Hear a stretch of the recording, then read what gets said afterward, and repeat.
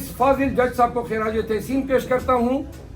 ایسی سزائیں بے دریغ ہونی چاہیے, آئی جیز کو ہونی چاہیے, ڈی آئی جیز کو ہونی چاہیے, کمشنروں کو ہونی چاہیے. جن جن لوگوں نے بنیادی انسانی حقوق کی پامالی کی ہیں ان کی جگہ جیل میں ہونی چاہیے. ہم نے اپنا احتجاج ریکارڈ کرایا اور پی ایم ایل این کے لیڈر نواز شریف اور شہباز شریف جب آئے تو ایک تو چونکہ آپ دیکھ رہے ہیں یہ لوگ مینڈیٹ چور ہیں اور اسی چوری سے خائف ہو کے ان کی آواز میں نہ گنگرج ہیں نہ یہ کوئی ریزسٹ کر پا رہے ہیں, خاموشی سے دب کے بیٹھے ہیں. تو لہٰذا آج ہم نے ان کو آئینے میں ان کا چہرہ دکھایا اور بوٹ ان کے سامنے لہرایا. ضیاء الحق کی سرپرستی میں یہ خاندان جو ہیں سیاست میں آیا اور ابھی تک ان کے عادات اور خصائل میں وہی چیزیں ہیں.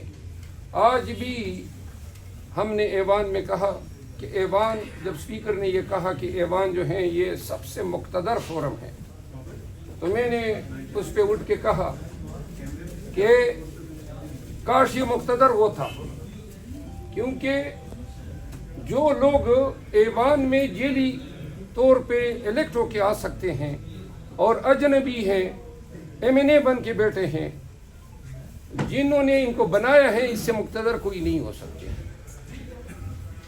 اسپیکر کے الیکشن میں اور ڈپٹی اسپیکر کے الیکشن میں وہ جیلی مینڈیٹ ووٹ ڈال رہا ہے. پاکستان کے لیے المیہ ہے, پاکستان کے مستقبل کے لیے اس سے بڑا خطرہ کوئی نہیں. آج محمود خان اچکزئی صاحب نے حق پر مبنی باتیں کی اور یہ بتائے ہیں کہ ملک کو کس جانب ہم لے جا رہے ہیں. جب تک ملک کی تمام سیاسی قوتیں بشمول P M L N, people party اور تمام وہ پارٹیاں جو آج ایوان میں ہیں وہ گول میز کانفرنس نہ کر لیں اور قرآن کریم کو درمیان میں رکھ کے یہ فیصلہ نہ کریں کہ ہم کر کیا رہے ہیں اور کس کی خوشنودی کے لیے کر رہے ہیں. ہمارا واحد, تمام پارٹیوں کا واحد ٹارگٹ جو ہے وہ عوام کی فلاح و بہبود ہونی چاہیے. آئے دن پیٹرول مہنگا ہو رہا ہے, بجلی مہنگی ہو رہی ہے, گیس مہنگا ہو رہا ہے, مہنگائی کے بم گرائے جا رہے ہیں, عوام کو کوئی ریلیف نہیں ہے اور زیادہ زور اسی پہ لگا ہوا ہے کہ کون سی پارٹی زیادہ جیلی مینڈیٹ چوری کر لیتی ہے. تو لہٰذا یہ ایک گول میز کانفرنس جس کا خاکہ محمود خان اچکزئی صاحب نے پیش کیا, اس پہ بات ہونی چاہیے.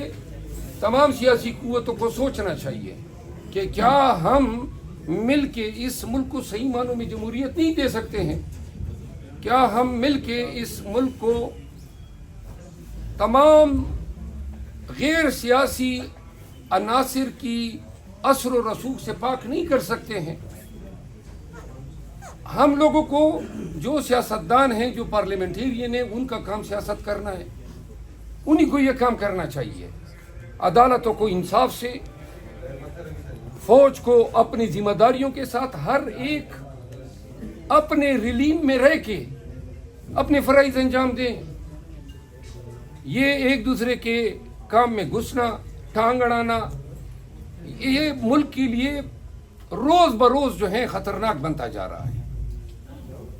عمران خان جو ہیں اور پاکستان تحریک انصاف کے دیگر لیڈرز, ان کی اہلیہ, خواتین پابند سلاسل ہیں. پوری قوم کو پتہ چل گیا ہے کہ کس طرح فاشزم پر مبنی عدالتی نظام کے ذریعے ان کو سزائیں دی جا رہی ہے. اور ایک ہفتے میں 3 سزائیں, اور ابھی پھر جو ہیں القادر ٹرسٹ کیس میں نیا کیس مومنٹم پکڑتا جا رہا ہے تاکہ یہاں سے اگر رہائی ہو تو نئے سزا کا فیصلہ تیار رہے. لہذا عدالتوں کے نوک پلک درست کرنی ہے, سسٹم کو اوورال کرنا ہے, ایوان کو, سیاست کو نان ایکٹر کے اثر و رسوخ سے پاک کرنا ہے. اسی میں پاکستان کا مستقبل پنہاں ہے, اسی میں جمہوریت کی آبیاری ہونی ہے, اسی میں جو ہے پاکستان کا تابناک مستقبل پوشیدہ ہے.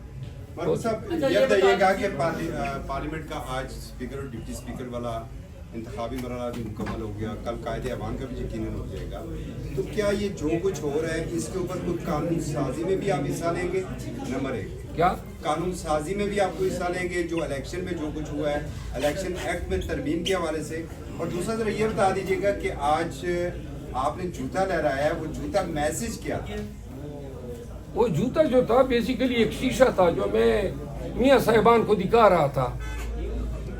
یہ جوتا نہیں تھا, یہ اس جوتے کی پیداوار ہیں جو ضیاء الحق پہنا کرتا تھا, اور جس کے طفیل یہ وزیر اعلیٰ بنا 85 میں اور آج تک پاکستان کی سیاست میں ہے.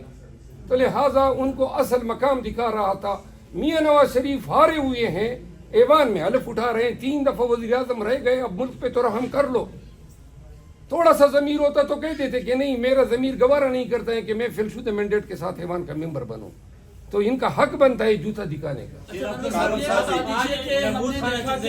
کہ فوج کا سیاست سے کردار ختم کیا جائے, کیا ایسا پاکستان میں ممکن ہے کہ اس کا ختم نہیں, پاکستان انڈیا میں ختم ہو گیا ہے, بنگلہ دیش میں ختم ہو گیا ہے, چائنا میں نہیں ہے, نیپال میں نہیں ہے, افغانستان میں نہیں ہے, کہاں پر ہیں, ایران میں نہیں ہے, چاروں اطراف پہ آپ نظریں گھما دیں.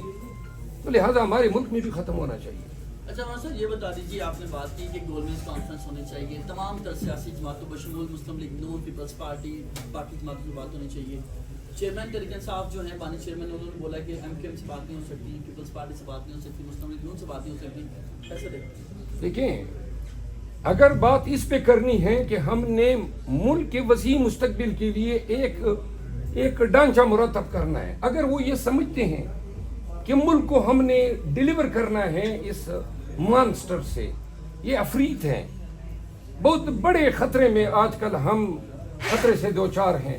اگر یہ سیاسی قوتیں یہ سمجھ سکتی ہیں کہ ہم نے پاکستان کو اس دلدل سے نکالنا ہے, سب کو احساس ہونا چاہیے ہمارے اوپر گمبھیر گٹھائیں چھائی ہوئی ہیں, ہماری معیشت زبوحالی کا شکار ہے. انٹرنیشنل کمیونٹی پاکستان کی بننے والی حکومت کو ایکنالج نہیں کرے گی, دنیا احترام نہیں دے گی, ایوان کے اندر یہ دینگا مشتی جاری رہے گی.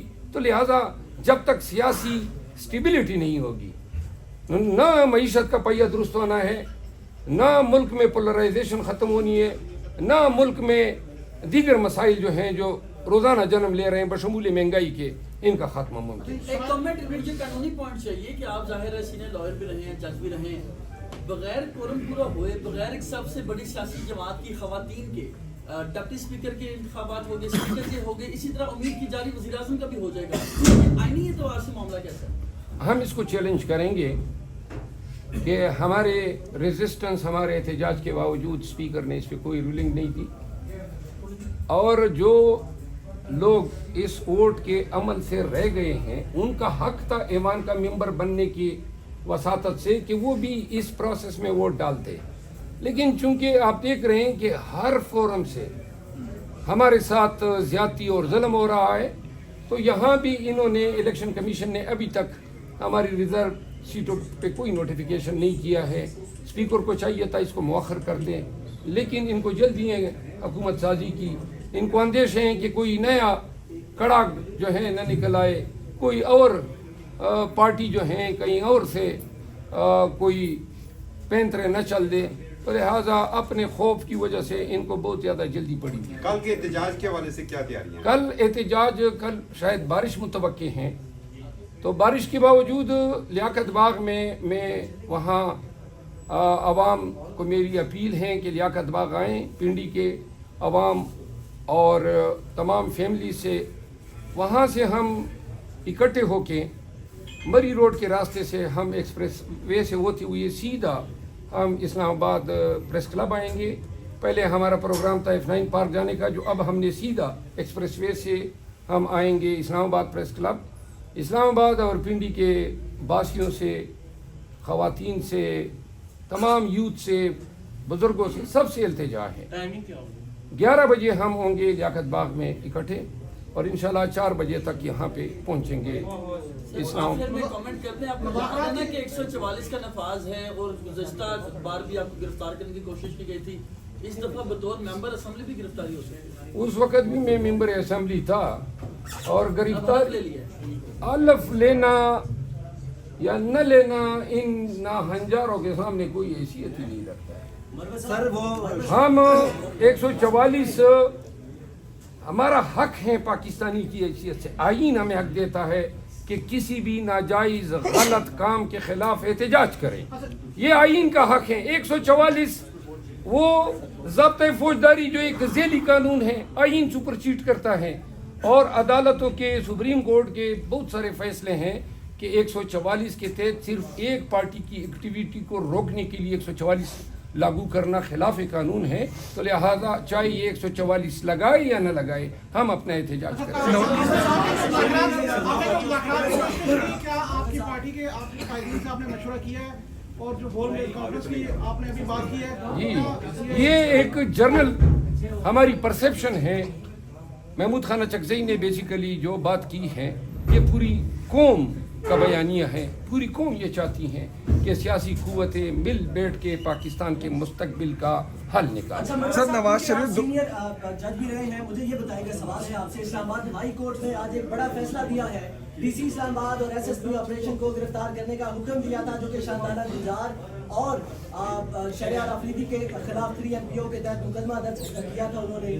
जी, ये जो मुकदमा जिसमें आज सजाएं हुई हैं वो केसेस मेरे दायर करदा हैं। मैं इस केस में अदालत के सामने पेश हुआ। मैं शानदाना का भी वकील था, शरियार अफरीदी साहब का भी था। फिर अदालत ने जब तवीन अदालत कार्रवाई शुरू की तो उसमें मैंने अपना एफिडेविट भी दिया। ये जो सजाएं हुई है डीसी और एसएसपी को, मैं इस फाजिल जज साहब को खिराज तहसीन पेश करता हूँ। ऐसी सजाएं बेदरेग होनी चाहिए, आईजीज को होनी चाहिए, डीआईजीज को होनी चाहिए, कमिश्नरों को होनी चाहिए।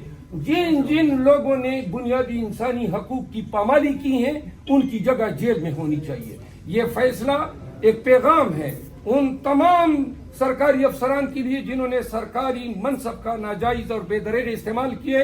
इंशाअल्लाह, मैंने पहले भी कहा था और अब भी कह रहा हूँ, एक एक के खिलाफ जिसने जुल्म किया है, हम अदालतों में उनको ले जाएंगे, सू करेंगे और उनको सजाएं दिलवाएंगे। इस फैसले का हम खैर मकदम करते हैं, और अगर ये लोग अपील में जाते हैं तो हम वहाँ इनके खिलाफ फाइट करेंगे।